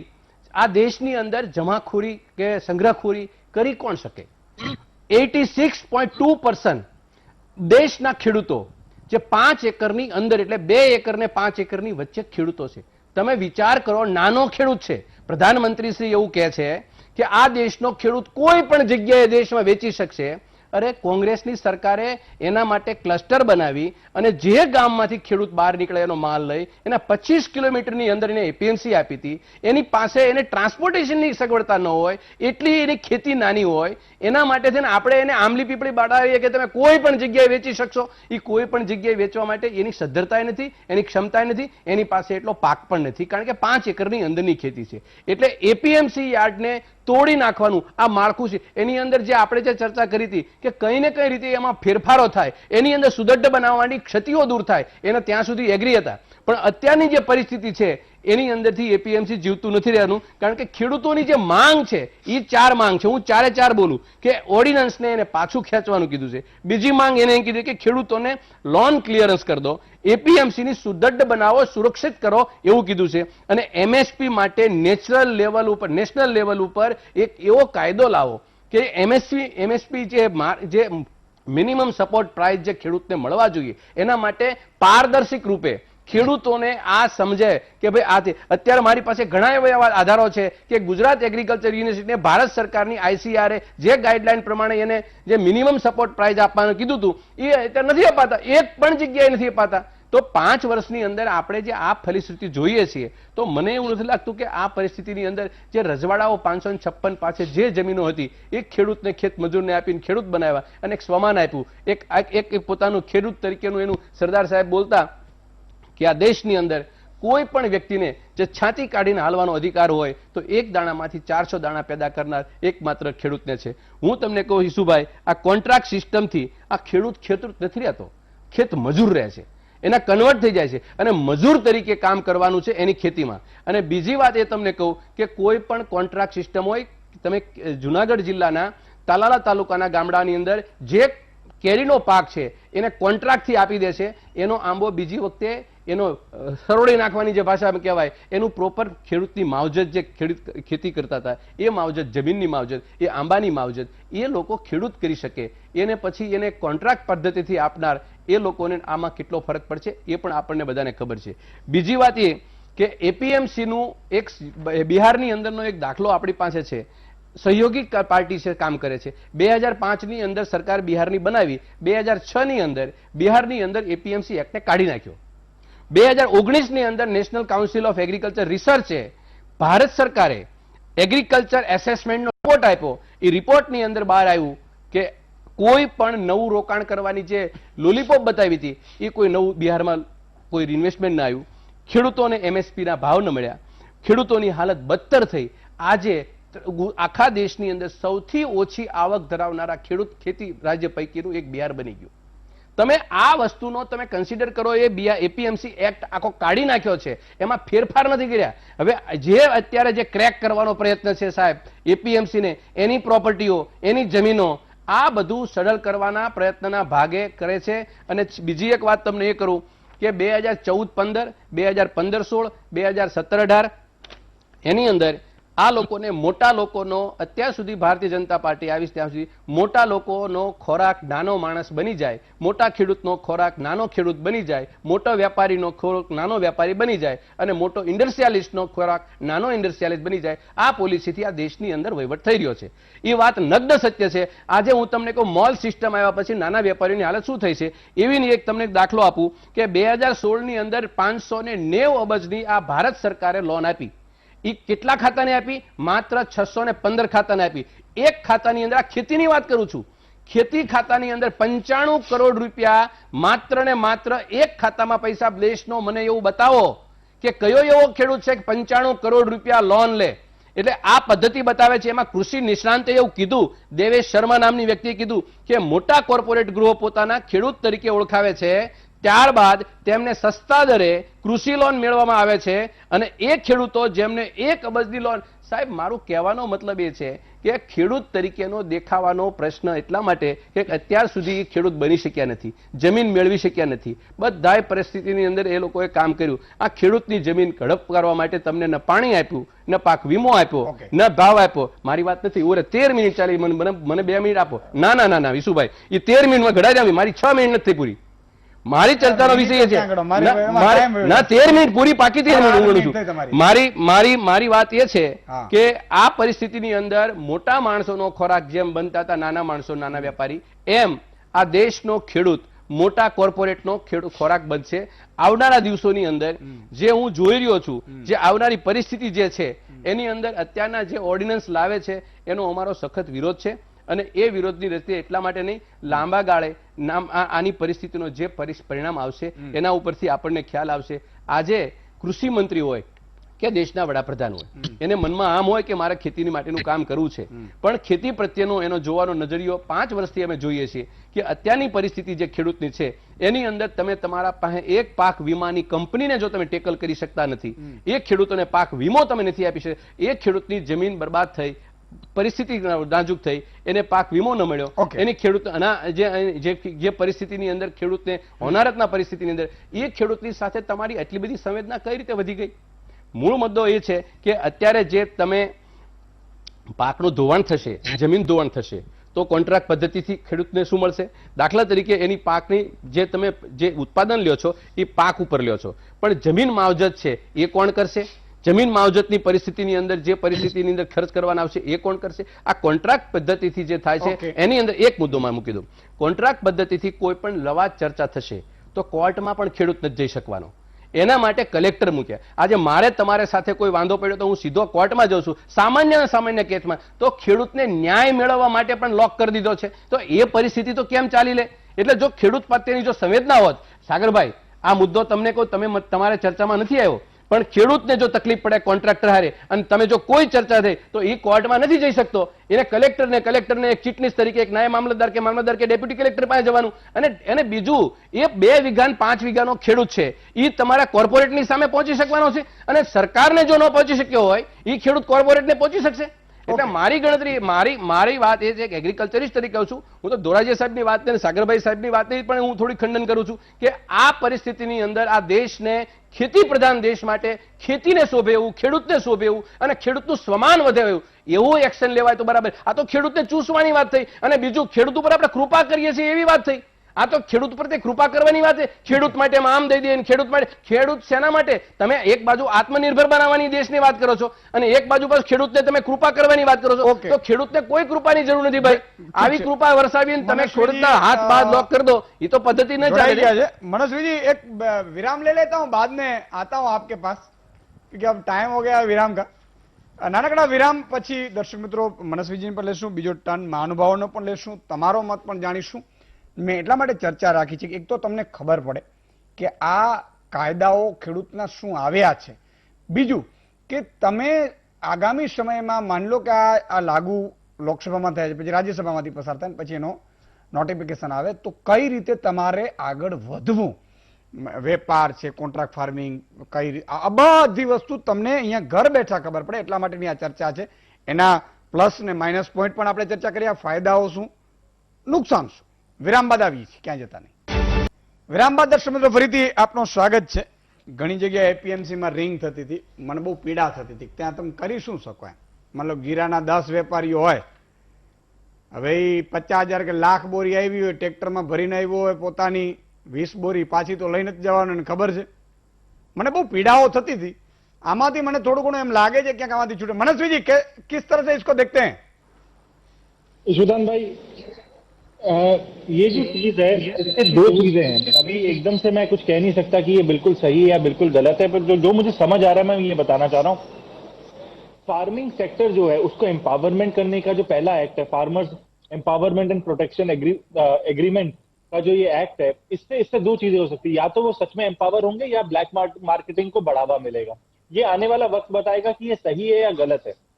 दूसरी जो चीज है वो क्लियरली हमारे एमएसपी को खत्म कर रहा है, और एमएसपी को खत्म करने की जो बात है वो कहीं ना कहीं कंफ्यूजन क्रिएट करेगा, क्योंकि जो पार्टी दुनिया की सबसे बड़ी कम्युनिकेशन पार्टी है, सबसे बढ़िया कम्युनिकेशन करती है, वो पार्टी ये कंफ्यूजन को एंड नहीं कर पा रही है कि क्या सिचुएशन होने वाला है, क्या एमएसपी के दर पे हमारे को मिलेगा या उससे बढ़ के प्राइस मिलेगा या उससे भी कम मिलेगा, क्योंकि कहीं ना कहीं प्राइवेट सेक्टर को यहां से बढ़ावा मिलेगा। और अगर मैं जीडीपी की बात करूं, जीडीपी का जो रेशियो है -23.9 है, वहां पे एक ही सेक्टर हमारे पास ऐसा है जिसका ग्रोथ दिखा है। जब पूरी सारी इंडस्ट्री डाउन गई है वो 3% से ज्यादा ग्रोथ एग्रीकल्चर सेक्टर में मिला है। जब पूरा देश डाउन है तो सिर्फ एग्रीकल्चर सेक्टर है जहां पे ग्रोथ हमको मिली है। जो तीसरी चीज है जो कहीं ना कहीं फुटबॉल की तरह हमारे देश में घूमी है, 18 नवंबर 2004 को बनी थी national commission on farmers headed by MS Swaminathan, जिन्होंने अनेकों रिपोर्ट दी है। स्वामीनाथन रिपोर्ट के कारण जो प्रचलित होती है देश में, अनेकों रिपोर्ट्स दी है। उन रिपोर्टों को फुटबॉल की तरह हर गवर्नमेंट ने इधर से उधर बोला है और कभी भी किसी ने सही तरह इंप्लीमेंट नहीं किया। जो उन्होंने 200 से ज्यादा रिकमेंडेशंस दिए थे, आज तक कभी भी 15 साल हो चुके हैं, किसी ने इंप्लीमेंट नहीं किया। जो बड़ा सवाल ये है कि जो कांग्रेस का विरोध है, कांग्रेस का जो विरोध है वो ये है कि कहीं ना कहीं सरकार एमएसपी को खत्म कर रही है, और वहां पे जो सेंट्रल सरकार है वो ये कह रही है कि इससे फार्मर्स को एक डायरेक्ट एक्सेस मिलेगा मार्केट में आने का, और अपने जो प्रोड्यूस है, जो उनकी उपज है, उसको डायरेक्ट बेचने का एक अपॉर्चुनिटी मिलेगा। ये जो स्वॉर्ड है, ये दो धारी तलवार है। ये जो गवर्नमेंट बोल रही है वो सही भी हो सकता है, जो बहुत बढ़िया बात है हमारे देश के लिए, और जो कांग्रेस बोल रही है वो गलत भी, जो कांग्रेस बोल रही है वो भी सही हो सकता है। क्योंकि जब एमएसपी खत्म हो जाएगा तो सरकार जो आज तक रेट डिसाइड करती थी, अब रेट डिसाइड खत्म हो गया। ये मार्केट की डिमांड एंड सप्लाई डिसाइड करेगी कि रेट क्या होगा, और जब ये रेट मार्केट डिसाइड करेगी तो कहीं ना कहीं ऐसा हो सकता है कि जो खेडूत है, जो किसान है, उसको एक वार मिले, या एक उल्टा एक ऐसा भी हो सकता है, अगर सही तरह रेगुलेट किया जाए इस एक्ट को, किसान को डायरेक्ट फायदा मिल सकता है। तो ये जो ओनस है, जो रिस्पॉन्सिबिलिटी है, वो सेंट्रल सरकार की, क्योंकि इन तीनों एक्ट्स को अगर हम कंबाइन करें, जो फेडरल स्ट्रक्चर है जहां पे स्टेट की रिस्पॉन्सिबिलिटी होती थी, जहां पे स्टेट और सेंटर साथ में मिलकर काम करती थी, वो कहीं ना कहीं इवेड होता हुआ दिखाई दे रहा है, और डायरेक्ट कंट्रोल जो है सेंटर के ऊपर जा रहा है। प्राइवेटाइजेशन के ऊपर मैं अगेंस्ट हूं या प्रो हूं, वो मेरे अभी रिस्पॉन्सिबिलिटी नहीं है बोलने की, क्योंकि अभी वक्त बताएगा। और जहां सवाल कांग्रेस के एमएसपी का है कि कांग्रेस का 2019 का अगर आप उनका मैनिफेस्टो देखेंगे तो उस मैनिफेस्टो में कांग्रेस ने खुद बोला था कि हम एपीएमसी को निकाल देंगे, और आज कांग्रेस खुद उस पर विरोध कर रही है कि एपीएमसी क्यों हटाया जा रहा है। उसके ऊपर उन्होंने एडिशन ये डाला था कि हम फार्मर्स मार्केट क्रिएट करेंगे और बाद में एपीएमसी को हटाएंगे। पर इससे बीजेपी जो हटा रहा है, तो क्या बीजेपी फार्मर्स मार्केट को भी क्रिएट करेगा, उसके बाद हटाएगा, या वो पहले हटा देगा और फिर बाद में क्रिएट करने कोशिश करेगा? तो इसका इफेक्ट जो है, दोनों का इफेक्ट अलग आएगा फार्मर्स के ऊपर। तो अभी जो स्टेज है वो अभी एक ही है। मेरा कंसर्न इशूदान भाई कि अगर मैं एनसीआरबी का जो लेटेस्ट रिपोर्ट है, डेटा देखता हूं, तो उसमें बताया गया है 42,480 फार्मर्स और डेली वेजर्स 2019 में सुसाइड कर रहे थे रोज। क्या वो कम होंगे? और दूसरा जो मेरा कंसर्न है इशूदान भाई, वो मेजरली ये है कि जो प्राइवेट प्लेयर्स आएंगे तो वो क्या एमएसपी के दर से ज्यादा खरीदेंगे, उसके रेट से ज्यादा खरीदेंगे, या उसके रेट से कम खरीदेंगे? ये सबसे बड़ा सवाल है। अगर इस सवाल का जवाब बीजेपी या सेंट्रल गवर्नमेंट दे देगी तो मेरे हिसाब से फार्मर्स की जो पीड़ा है वो कहीं ना कहीं कम होती जाएगी। और दूसरी जो चीज है, जो बहुत लार्जर पॉइंट पे है, जब भी कोई भी नया एक्ट आता है, नया कानून आता है, तो जरूर विद्रोह होता है, जरूर विरोध होता है। पर सरकार का सवाल, सरकार की रिस्पॉन्सिबिलिटी ये रहती है कि जो विरोध है, विद्रोह है, उसको सही तरह समझें, उनके पॉइंट्स को डिस्कस करें और एक आगे डेमोक्रेटिक वे में आगे बढ़े, सबको साथ लेके, क्योंकि सबका विश्वास जीतना लोकतंत्र में सबसे ज्यादा जरूरी है। बिल्कुल સાગરભાઈ, મારે રજા પણ લેવાની છે એટલે હું ઝડપથી મારી મુદ્દા કહી દઉં। જો આમાં સૌથી વધારે વિરોધ થઈ રહ્યો છે તો એમાં એક ડર એ કામ કરી રહ્યો છે કે ટેકાના ભાવ ખતમ થઈ જશે। ટેકાના ભાવની યોજના એ કેન્દ્ર સરકારની જ્યારે બજાર ભાવો નીચા હોય ત્યારે અમલમાં મુકાતી યોજના છે, એટલે આ બે વસ્તુઓ મારી દ્રષ્ટિએ મને એવું લાગે છે કે સાથે નહીં સાંકળવી જોઈએ। જ્યારે જ્યારે ભાવ નીચો જાય ત્યારે કેન્દ્ર સરકારે ટેકાના ભાવની ખરીદીઓ કરવી જ પડશે અને એ વ્યવસ્થા ચાલુ રહેશે એવું હું સમજું છું। બીજું કે અત્યારે જે વિરોધ અને જે બેને રાજીનામું આપ્યું એ કેબિનેટ મંત્રી હતા ત્યારે જ આ વટહુકમો બહાર પડ્યા હતા. એમણે એમના રાજકીય કારણોસર રાજીનામું આપ્યું છે. એ ખેડૂત હિતમાં નથી રાજીનામું આપ્યું. એ ખેડૂતોએ અને બીજા લોકોએ સમજવું જોઈએ. ત્રીજું કે દેવિન્દર શર્માનો જે ઉલ્લેખ થયો, દેવિન્દર શર્મા સાથે મારે પણ વિગતવાર ચર્ચા થઈ હતી. હું એમની વાત સાથે સહમત નહોતો થયો. એમણે કહ્યું કે ટેકાના ભાવ ખતમ થઈ જશે. જો વાસ્તવિક આંકડા એવું કહે છે કે આખા દેશમાં ટેકાના ભાવનો લાભ માત્ર 8% ખેડૂતોને મળે છે. 92% ખેડૂતોને ક્યારેય ટેકાનો ભાવ મળ્યો નથી એવું દેવેન્દ્ર શર્માના પોતાના લખાણો કબૂલ કરે છે. ત્રીજું, મેં એમને એ સવાલ કર્યો કે શું ટેકાના ભાવથી ખેડૂતનો ઉદ્ધાર થાય છે? તો ટેકાના ભાવ શા માટે, પોષણક્ષમ ભાવ શા માટે નહીં? એટલે લડત હોવી જોઈએ તો પોષણક્ષમ ભાવ માટે હોવી જોઈએ. ટેકાના ભાવ જે 8%ને મળે છે એને માટે નહીં હોવી જોઈએ. ત્રીજું, સૌથી વધારે વિરોધ પંજાબ અને હરિયાણામાં થઈ રહ્યો છે. વાસ્તવિકતા એ છે કે પંજાબમાં 12 લાખ ખેડૂત પરિવારો છે, એમાં 28,000 નોંધાયેલા આડતિયા, જે અર્હતિયા જેને ત્યાં કહે છે, આપણે અહીંયા દલાલ કહીએ છીએ, એ છે. અને આજે પણ ત્યાં એમનો પ્રભાવ જબરજસ્ત છે. ખેડૂતને ક્રોપ ધિરાણ ઉપરાંત એના સામાજિક પ્રસંગો, બીજા ત્રીજા પ્રસંગો માટે ધિરાણો એ અર્હતિયા આપે છે.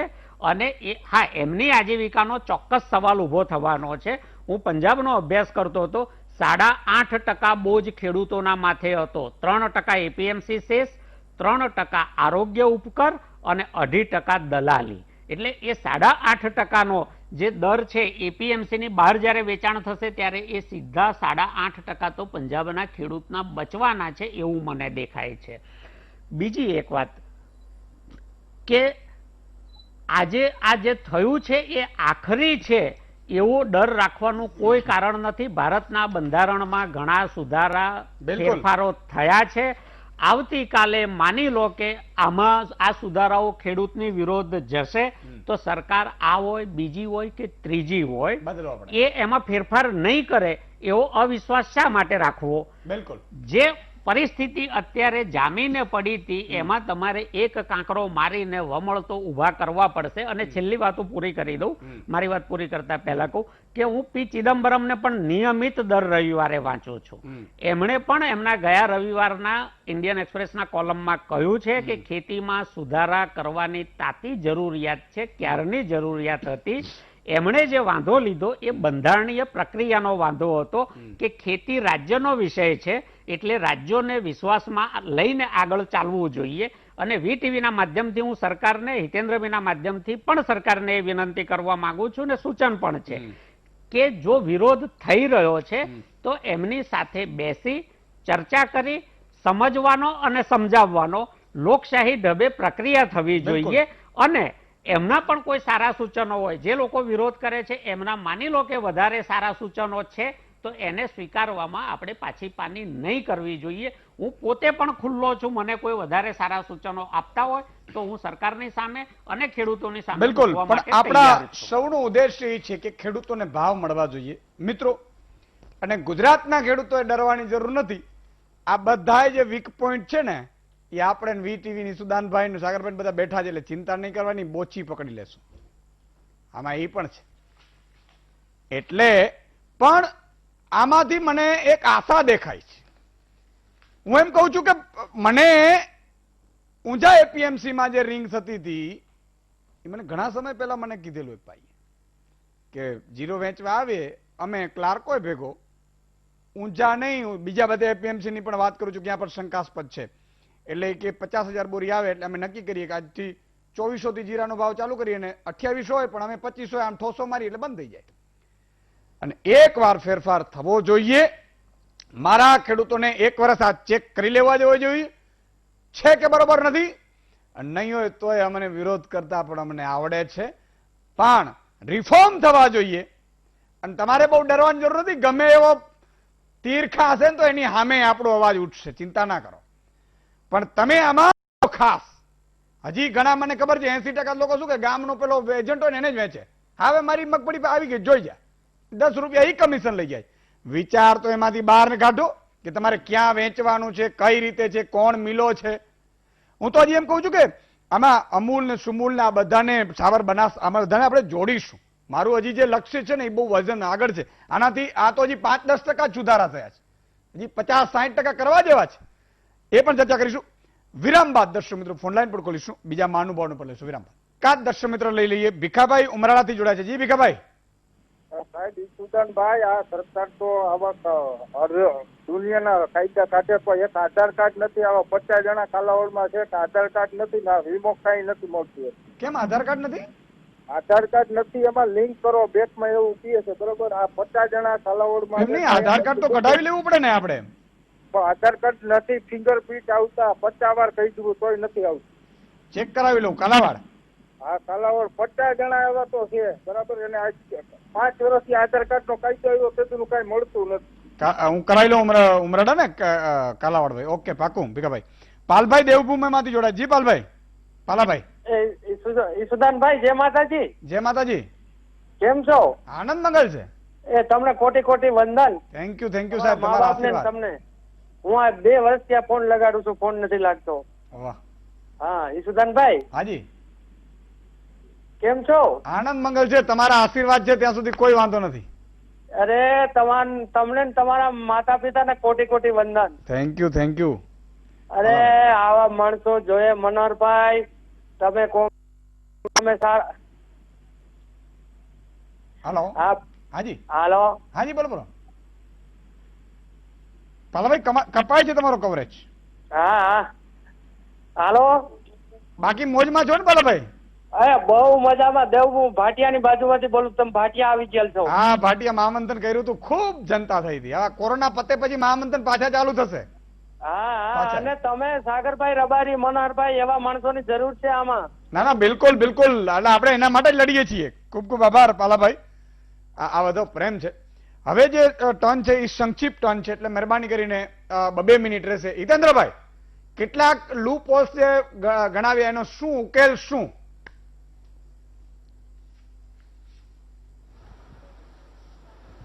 મેં અગાઉ પણ વાત કરી હતી સુદાનભાઈ કે આ જે પરિવર્તન છે એ ખેડૂતોના હિતમાં છે.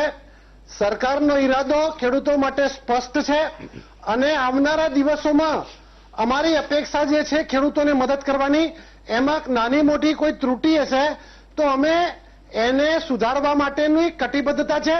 એ બિલમાં પણ પ્રોવિઝન છે કે આપણે ખેડૂતોના હિતમાં જે કરવું પડશે કરીશું. એક બીજી બાબત, થોડીક આપણા મનમાં ક્યાંક બદલાવ આવે એટલે ખેડૂતોના હિતેચ્છુ તરીકે ચિંતા પણ થાય, સ્વાભાવિક છે. હું આશ્વસ્ત કરું છું કે એમએસપી જુદો વિષય છે, આ બિલ એ જુદો વિષય છે. એનાથી કોઈએ એમાં ડરવાની જરૂર નથી. એમએસપી માટેનું આપણું કામ ચાલુ રહેવાનું છે. માન્ય પ્રધાનમંત્રીશ્રીએ ટ્વીટ કરીને આપણને માહિતી આપી છે. મને લાગે છે કે એનાથી વધારે એશ્યોરન્સ કોઈ હોઈ શકે નહીં. ત્રીજી બાબત, માન્ય મનહરભાઈએ ખૂબ ચિંતા કરી કોંગ્રેસ પાર્ટીએ અને ખેડૂતોને આ પ્રકારની આ બિલમાં મુશ્કેલી પડવાની છે એવી વાત પણ કરી. મને લાગે છે કે કોંગ્રેસનું આ જે દોગલું ચરિત્ર છે, હમણાં 1 કલાક પહેલા વીઆર લાઈવમાં કોંગ્રેસના એક પ્રવક્તા એવું કહેતા કે અમને આ બિલના પ્રોવિઝન સામે વાંધો નથી, એને જે પદ્ધતિથી જે લોકશાહી એને લોકોને વિશ્વાસમાં ના લીધા, એને વિરોધ પક્ષને વિશ્વાસમાં ના લીધો, એમના પોતાના સભ્યોને વિશ્વાસમાં ના લીધો, એટલે અમને પ્રણાલીનો વાંધો છે એવું કહેતા હતા ભાઈ ગિરધરભાઈ. અહીંયા મનહરભાઈ એવું કહે છે કે લોકો બેહાલ થઈ જશે, પાયમાલ થઈ જશે અને કોન્ટ્રાક્ટ ફાર્મિંગ ખેડૂતને ખેતમજૂર કરી દે. મારે પૂછવું છે કે જો ખરેખર આવી સારી ચિંતા હોય ને ખેડૂતની કોંગ્રેસને, તો માન્ય રાહુલજી અને માન્ય સોનિયાજીએ હાઉસમાં હાજર રહી અને ચિંતા કરવી પડે. ટીવી ડિબેટમાં આપણે આવી વાત કરીએ અને લોકોને ભરમાવીએ, એનાથી ખેડૂતોનું ભલું ના થાય. એક બીજી બાબત કે કોંગ્રેસના 2019ના મેનિફેસ્ટોમાં 11 નંબરનો મેનિફેસ્ટો હતો કે અમે એપીએમસી એક્ટમાં સુધારો લાવીશું અને 21 નંબરનો મેનિફેસ્ટો હતો કે અમે એસેન્શિયલ કોમોડિટી એક્ટમાં સુધારો લાવીશું. તો એક બાજુ એને વચન આપ્યું છે, એને આ કાયદો સુધારવાની વાત કરી છે, અને ભાજપ જ્યારે સુધારે છે ત્યારે એના પેટમાં દુખે છે, કારણ કે આ ખેડૂતોનું સારું થઈ ગયું અને એટલે માત્ર કરવા માટે વિરોધ કરે છે. ત્રીજી બાબત કે જે પંજાબની વાત કરે છે, પંજાબની એમની સરકાર છે, તો પંજાબમાં અને હરિયાણામાં તો કોરોના પહેલા એની સરકારોએ આ એપીએમસી એક્ટમાં સુધારો કરી દીધો છે. મે મહિનામાં કર્ણાટક, મહાપ્રદેશ અને ગુજરાતની સરકારે પણ એમાં સુધારો કર્યો છે. આંધ્રપ્રદેશ, તામિલનાડુ અને ઓરિસ્સાની સરકાર તો આ એપીએમસી એક્ટ થી અગાઉથી પણ કામ કરે છે. એટલે મારે એમને કહેવાનું છે કે ખરેખર તમારે જે કોંગ્રેસને ઓકે. જો ખેડૂતો માટેની લાગણી હોય તો 2004માં સ્વામિનાથન કમિટીએ રજૂ કરેલી ભલામણો 2014 સુધી અભરાઈએ મૂકી રાખી, ઠીક છે. એક પણ કામ ના કર્યું. ભારતીય જનતા પાર્ટીની સરકારે ઓકે, હિતેન્દ્રભાઈ. આ 6 વર્ષમાં 10 જેટલી ભલામણો માટે કામ કર્યું છે. એને યુરિયા ખાતરને નેમ કોટેડ કરવાની વાત હોય, ડ્રીપ ઇરિગેશનનો વિસ્તાર વધારવાની વાત હોય, ઓકે. 4% વ્યાજે ધિરાણ આપવાની વાત હોય, ગુજરાતની સરકારે તો 4%માં ઓકે, બાકીનું હિતેન્દ્રભાઈ. 3% માફ કરીને 0% ઠીક છે. આપે છે. ઓકે. તમે મનહરભાઈ 18% લેતા હતા ત્યારે ખેડૂત ખેત મજૂર નતા થઈ જતા. એ અને જૂની વાતો પછી આપણે કરીશું. છેલ્લી બાબત, હું અને મનહરભાઈ બંને કોન્ટ્રાક્ટ થી બિયારણ નહીં, હું અને મનહરભાઈ બંને કોન્ટ્રાક્ટ થી સમગ્ર ગુજરાતમાં ખેડૂતો પાસે બિયારણ ઉત્પાદન કરાવતા હતા. અને ત્યારે આપણે લોકોને બિયારણનું પેરન્ટસીડ આપતા હતા, દવા ખાતર આપતા હતા, અને એનું જે બિયારણ પેદા થાય એ આપણે લઈને વેચતા હતા. તો શું આપણે શોષણ કરતા હતા? આપણે ખેત મજૂર બનાવી દીધા એમને? ઓકે. તમે તમારો પણ મુદ્દો આવી ગયો. બિયારણ લઈને 6 મહિને પૈસા ચૂકવતા હતા. હા, તો બસ આપણે તો એ તમે જો ટૂંકમાં વ્યવસ્થા રાખજો ને આમ અકબંધ રાખજો એટલે ક્યાંય ખેડૂતોને ગડબડ ન થાય. 1-1.5 વર્ષ હું પણ અભ્યાસ કરીશ, હજી જોઈશ કે આમાં ક્યાંય ગડબડ ન થાય. એ બહુ જરૂરી છે. ખેડૂતોને માર્ગદર્શન બિલકુલ. ધોરાજીયા સાહેબ, એટલે ખેડૂત ધોરાજીયા સાહેબ, આ એક મનહરભાઈના નોલેજથી હા પણ હા હિતેન્દ્રભાઈ આવી ગયો. હવે પાણીનો ઘૂંટડો પી લ્યો. દવા ખાતર બિયારણ તમારા મળતું હતું. ઘરે અને પાણીનો એનો ઘૂંટડો સારો પી લ્યો. છે. આજે કોંગ્રેસ પાર્ટીના નાતે કરવા ખાતર વિરોધ કરે છે ત્યારે સારા નથી દેખાતા. ઓકે. ધોરાજીયા સાહેબ, આમાં થોડા લૂપ હોલ્સ છે, એને કઈ રીતે જોશો?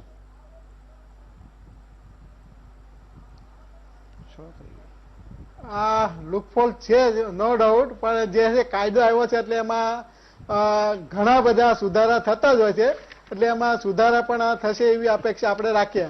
પણ એક વસ્તુ છે કે આમાં ટેકાના ભાવની જો આમાં પ્રાવધાન રાખ્યું હોત ને તો વધારે સારું હોત.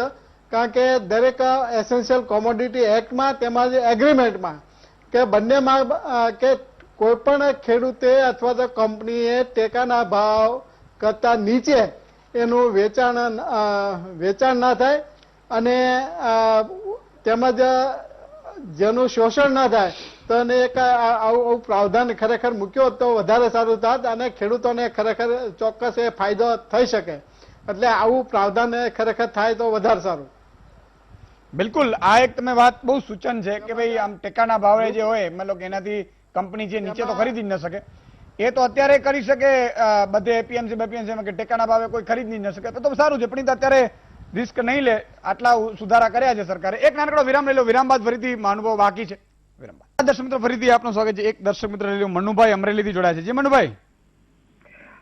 સાહેબ હું એમ કઉ છું, હલો, હાજી બોલો બોલો. હવે આપણે 60 વર્ષ સુધી આખા ભારતમાં મંડીઓ બનાવી, હા, હવે એવા 6 વર્ષમાં એવું શું થઈ ગયું કે આ દેશની મંડીઓને તાળા લગાડવાનો સમય આવી ગયો? એમાં આપણે સુધારો ન કરી શક્યા અને આ મંડીઓને તાળા લગાડી દીધા.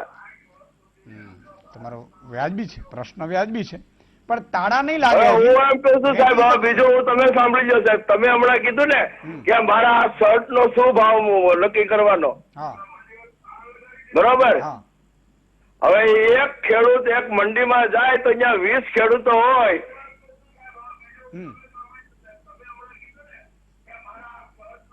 તમે આવાજ મ્યુટ કરીને કરો. બરોબર? હવે આ 20 ખેડૂતો આ મંડીમાં કપાસનો અને મગફળીનો અને કઠોળનો ભાવ નક્કી કરે, બરોબર? એ મંડીના આધારે તમારી વીટીવી છે એ ભાવ તમે કહેશો કે આ મંડીમાં આ ભાવ છે, આ ભાવ છે, આ ભાવ છે. હવે તમે ક્યાં મંડીઓ બંધ થઈ જાય, તમે ક્યાં ભાવ નક્કી કરવા જશો? એ તો કયો મને. નહીં, મંડીઓ બંધ નહીં થાય. એક તમને હું ક્લિયર કટ કરી દઉં કે કોઈ એપીએમસી બંધ નહીં થાય. આ તો એપીએમસી માં જ તમે વેચી શકશો. આપણે ખેડૂતો એ બહાર પણ વેચી શકશે. સમજો, આ દેશના કોઈ કાયદામાં એવી જોગવાઈ નથી કે ખેડૂત બહાર ન વેચી શકે.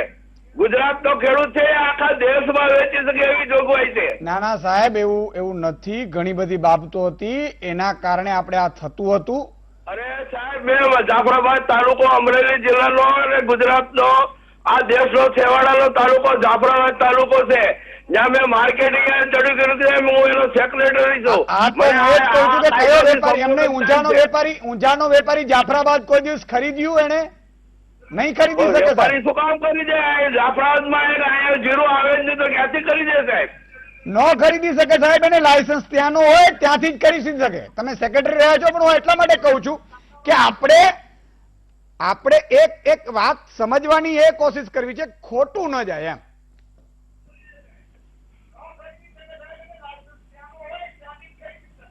તમે ટીવી નો અવાજ ખબર નહીં, અવાજ નથી આવતો મનુભાઈ. ખૂબ ખૂબ આભાર મનુભાઈ. પણ જી મનહરભાઈ, આ જે અત્યારે જે ખેડૂતની કે કોઈ પણની જે લાગણી છે ને વિશુભાઈ, આ આખી ચર્ચા 3 ઓર્ડિનન્સનો મુખ્ય એક શબ્દમાં કેવું હોય, વીરેન્દ્રભાઈ લઈ લઈશ છેલ્લે, હું એકવાર ટર્ન પૂરું કરી દઉં ને એટલે ચિંતા નહીં.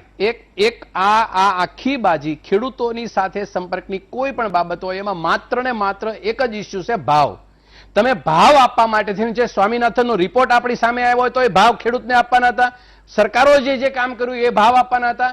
આ 5-7 વર્ષની અંદર એવી કઈ ઘટના ઘટી ગઈ સરકારમાં ખેડૂત સાથે કે એને ટેકાના ભાવની શરૂઆત કરવી પડી? એટલે વહીવટી પ્રક્રિયાની અંદર ટેકાના ભાવ આપવાની શરૂઆત કરી, એ ફેલ્યોર ગવર્મેન્ટ છે, એ અમારો સીધો આક્ષેપ છે. અને ફેલ્યોર ગવર્મેન્ટ જે છે એને ક્યાં ક્ષતિ છે, ક્યાં ફેરફાર કરવા જેવો છે, એમાં ફેરફાર આ એપીએમસી તાળા મારવાથી કે જે માળખાગત સુવિધાઓ જે વર્ષોથી ઊભી કરી છે એના કારણે આ દેશ શ્વેત ક્રાંતિ ને હરિત ક્રાંતિ બન્યો છે. એ ક્રાંતિને લઈને આપણે બધા ઇતિહાસ આપણે કેમ ભૂલી જઈ શકીએ? આ કઈ પહેલા ઉપર પથ્થર ઉપર આપણે ઇમારત બનાવી દી, એની અંદર એ પાયાની વાત છે, એ આપણે ભૂલી ન જઈએ. નંબર 2 મુખ્ય વાત એ છે મારી, બિલકુલ પ્રયાસ નહીં અરે ભાઈ મારી વાત તો સાંભળો પેલા. તમારી જે તમે પહેલા કીધું પૂર્ણાહુતિની અંદર ક્યાં વચ્ચે બોલો છો? શાંતિ રાખો પેલા. તમે બ્લાઇન્ડ આઈ વાત કરો છો. અરે પણ શાંતિ રાખો ભાઈ. તમે બધી એટલી બધી સારી વાત કરો છો, મને બોલવા દો ને. કયા તાળા મારવાની વાત કરો છો?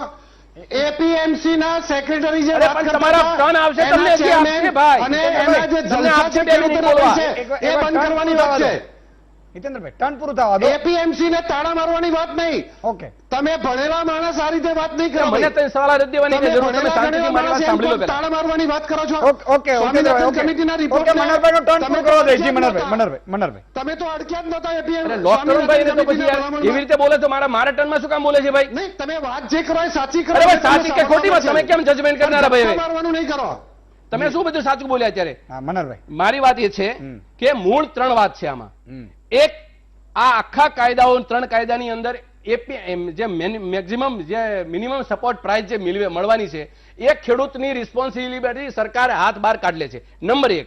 બીજા નંબરની અંદર એપીએમસી ના કાયદામાં જે ફેરફાર કર્યા છે એવા કાયદામાં ફેરફાર કરવા જઈ રહ્યા છે કે આવનારા સમયની અંદર જે ખેડૂત પોતાનો માલ વેચે એ માલ વેચે એમાં જે કંઈ એપીએમસી ને 2 પૈસા મળતા હતા એ નહીં મળે. સહકારી સંસ્થાનું માળખું ભાંગી પડશે અને એક પ્રાઇવેટ કોર્પોરેટને આપશો, એમાં જનતાના હિતમાં પૈસો ક્યાં વપરાશે? કોઈ જગ્યાએ નહીં. એ 2 વાત. અને ત્રીજી વાત એ કે સ્વામિનાથનના રિપોર્ટને વારંવાર માળખે ચડાવી દીધું, માચડા ચડાવી દીધું, આ કરી દીધું, તે કરી દીધું, કોંગ્રેસ ઉપર માસલા. સ્વામિનાથનની કમિટી બનાવી કોને?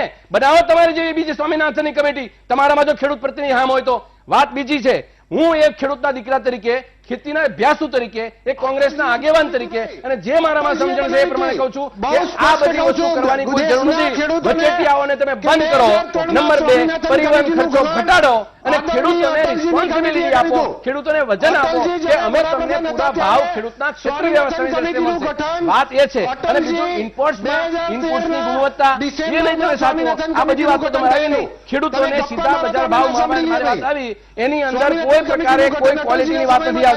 એટલે તમારે ટૂંકમાં તમે જેમ આરબીઆઈ ને બૂચ માર્યું, વિદેશ પાસેથી તમે નાણાં લીધા અને દેશ ચલાવવા માટે પૈસા નથી અને તમારી પાસે તિજોરી સપાટ થઈ ગઈ છે. આ પરિસ્થિતિની અંદર જે માળખું બન્યું છે, જે આપણું અત્યારની જે છે એ જાહેરાત કરેલી છે અત્યારે કે ભાઈ અત્યારની પરિસ્થિતિ આપણે એક આપતકાલીન આર્થિક પરિસ્થિતિ આપણા દેશમાં ગુજરી જાય. એટલે તમારી પાસે હવે કોઈ વિષય વસ્તુ બચી નથી. એટલે ખેતી પ્રત્યે, ખેતીની જમીન પ્રત્યે, આ બધી પ્રત્યે તમારી નજર પડી છે, એ નજર હટાવો અને ખેડૂતને સ્વતંત્ર રહેવા દો. ખેડૂત તમારી કૃપાથી નજર જીવતો અને તે પાણી ના આપ્યું, પાકનો ભાવ ના આપ્યો, પાકનો વીમો ના આપ્યો, વીજળી ના આપી, આ બધું ના આપ્યું કારણે તો બધું પાપ તમારું પોકારીને 5 વર્ષમાં ફરીથી વિરામનો ટાઈમ થયો છે એટલે મનસ્વીજી પાસે પણ જશું. વિરામ બાદ દર્શક મિત્રો ફરીથી આપનું સ્વાગત છે. મનહરજી क्या कहेंगे? મનસ્વીજી. હા મનસ્વીજી, ભૂલી જાઉં પાછા. બોલો નામ રાશि એક આવે ને. वैसे भी मनोहर भाई के फैन फॉलोइंग आजकल बढ़ती जा रही है. कॉलर भी मनोहर भाई की बहुत तारीफ करते हैं. मनोहर भाई की लग पड़ी है, हितेंद्र भाई की भी लग हाँ पड़ी जी। है। यहाँ सेलिब्रिटी बन गए हितेंद्र सब भाई को- महामंथन में आकर। आप बनाते हो सबको सेलिब्रिटी। ईशुदान भाई, तीन चीजें हैं जो मैं बोलना चाहता हूँ। एक तो फैक्चुअल पॉइंट है, एम एस स्वामीनाथन की रिपोर्ट के बारे में बहुत चर्चा की, तो मैं उसका से फैक्चुअल पॉइंट बोल देता हूँ। नेशनल कमीशन ऑन फार्मर्स का गठन हुआ था 18 नवंबर 2004 को। उसके पहले चेयरमैन थे एम एस स्वामीनाथन। वो लोग गूगल कर सकते हैं किसकी सरकार थी किसकी नहीं सरकार थी, वो डिस्प्यूट एंड होता है। अभी जो सवाल है, एक ही चीज जो है मैं बताना चाहता हूं, उसके तीन मेन हेड्स है। पहला हेड ये है कि फार्मर्स की इनकम डबल होगी कि नहीं होगी, क्योंकि हर सरकार ने हर समय में हर मैनिफेस्टो में ये लिखा है कि फार्मर्स की इनकम हम लोग आएंगे तो डबल करेंगे। क्या इसके बाद डबल होगी कि नहीं होगी, ये बहुत बड़ा सवाल है। दूसरा सवाल ये है कि किसान हमेशा से एक ही चीज मांगते रहे हैं कि हमारा जो लोन है उसको वेव किया जाए और हमारी जो इनकम है उसको डबल की जाए कि हम भी मेन धारा में आए। एनसीआरबी की रिपोर्ट बताती है कि 40,000 से ज्यादा किसान हर रोज मरते हैं और कोई दूसरे प्रोफेशन में कोई ऐसा व्यक्ति नहीं है जितने इतने लोग कमिट करते हैं सुसाइड। तो किसान का बच्चा क्यों ना किसान बने, और किसान बनने के लिए जंग होनी चाहिए कि मेरे को भी किसान बनना है। पर ऐसा नहीं है, क्योंकि सरकारों की नीयत नहीं रही है कि किसानों को सही दाम मिले। बाकी पूरी दुनिया के लोन वेव हो जाते हैं, पूरी दुनिया को लोन मिल जाते हैं, पर हमारे किसान भाइयों बहनों को सही दाम पे सही लोन नहीं मिलता और उनका वेव नहीं होता, बड़े बड़े कॉर्पोरेट्स का हो जाता है। तीसरा सवाल जो मेरा ये है कि एमएसपी पे रेगुलेशन रहना चाहिए, एमएसपी नहीं निकलना चाहिए, क्योंकि एमएसपी ही एक लास्ट वेंटिलेटर है किसानों के लिए। अगर एमएसपी को हम काट देंगे तो किसानों का कहीं ना कहीं हम उनसे नाता तोड़ देंगे, एक स्टेप ब्रदरली फीलिंग उनके साथ क्रिएट करेंगे। एमएसपी रहनी चाहिए और एमएसपी पे सही तरह सरकार का कंट्रोल होना चाहिए कि किसानों का दाम कभी भी उनको एमएसपी से कम ना मिले। प्राइवेट प्लेयर खरीदे, ओपन मार्केट हो, बहुत बढ़िया, हम दुनिया में एक्सपोर्ट करें, अच्छी चीज है, पर एमएसपी से कम दाम पे नहीं मिलना चाहिए, एमएसपी से ज्यादा दाम पे मिलना चाहिए। आखिरी चीज, जो तीनों जो बिल्स आई है हमारी, जो 2 पास हो चुकी, आखिरी चीज है यशोधन भाई, उसमें जो किसान मजदूर है, जो खेती मजदूर है, उसके ऊपर कोई भी उसके ऊपर उसको प्रोटेक्ट करने के लिए कोई भी क्लॉज नहीं है, कोई उसके ऊपर डिस्कशन नहीं है। तो उसके लिए भी सोचना चाहिए सरकारों को कि बंधुआ मजदूर ना बन जाए हमारे किसान मजदूर जो खेत पे काम करते हैं, उनके लिए जरूर सोचना चाहिए। बिल्कुल, बहुत बहुत शुक्रिया हितेंद्रभाई, સાગરભાઈ, મનહરભાઈ, એમબી દોરાજીયા સાહેબ, મનસ્વીભાઈ, બધા જોડાયા। મિત્રો, મારા કેટલાક સુઝાવ છે અને એ સુઝાવ મને લાગે છે કે સરકારો લે। જો હજુ પણ ગુજરાતની જ માત્ર વાત કરું, બીજા રાજ્યોની વાત નથી કરવી, ખેડૂતોને પૂરતું પાણી આપી આપે, એટલે કે જો મોટા ડેમો બને સૌરાષ્ટ્રમાં, ઉત્તર ગુજરાતમાં મોટા ડેમો બને, કચ્છમાં બને, તો 3 પાક લઈ શકે એટલું પાણીનો સંગ્રહ થાય, તો આ ઉત્પાદન હજી ડબલથી પણ વધારે થઈ શકે। સમજો તો ઉત્પાદન થઈ શકે। તમે કરો શું? ભલે તમે કોન્ટ્રાક્ટ ફાર્મિંગ થી 200-200 એકર 500-500 એકરમાં તમે આ વાવો એ બધું કરાવડાવો, પણ ખેડૂતને સત્તા આપો એની સંપૂર્ણ। ખેડૂત છે એને એક ખેતીને ઉદ્યોગ બનાવી હોય તો તમારે વીજળી આપવી પડશે, તો તમે શું કરો, તેમાં સોલાર ખેડૂતને અપાવો, એ પણ બહુ વ્યવસ્થિત રીતે અપાવો કે એ ડાયરેક્ટ હપ્તા ભરે અને એ રીતનું ગોઠવી દે, એમ એને રૂપિયા ના આવે। ત્રીજું, ભાવમાં હજી આમાં મને લાગે છટકી રહ્યા છીએ આપણે। ભાવમાં શું કરવું પડે? માની લો મગફળીનું આપણે ઉત્પાદન થાય તો મગફળીનું ઉત્પાદન થયું તો 70,000 કરોડની આપણે ખાદ્ય તેલનો આયાત કરીએ છીએ। શું કામ કરીએ છીએ ભાઈ? વિદેશોમાંથી કોઈને ખટાવવા માટે? બંધ કરો।